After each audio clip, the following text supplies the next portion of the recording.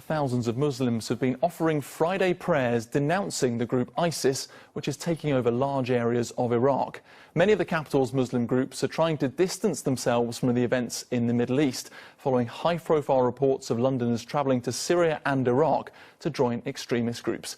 The Batol Fatou Mosque in Morden is the largest in Western Europe, and ahead of the start of Ramadan at the weekend, Rags Martel spoke to its caliph, who says extremists are a complete betrayal of the teachings of Islam. A call to prayer. A call against extremism. The Islamic Caliph is the spiritual leader of Ahmadiyah Muslims. Your Holiness. Today he spoke to ITV News about his fear of extremism. It is quite obvious, it's quite damaging. This is why I've been talking all the time against it. And we say that these extremists are defaming the name of Islam. For the Caliph, there is a new terror. ISIS, driven by an extreme view of Islam, described as a group more brutal than Al-Qaeda. When the Caliph speaks, the Muslim world listens. Not only is this the biggest mosque in Western Europe with its own TV studio, but the sermon is broadcast live across the world to an audience of 160 million. You have a fantastic reach.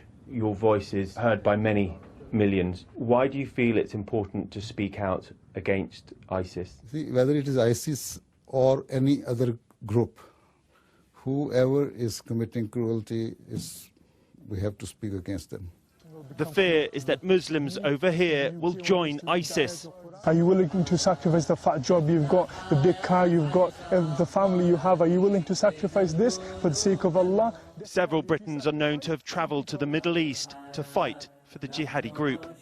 Outside the mosque, the congregation worry about more recruits.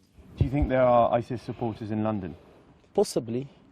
As you know, wherever you find any positive element, you will find also, of course, the negative element. And we have them, but I don't think so many people. I think there probably is. There are many more.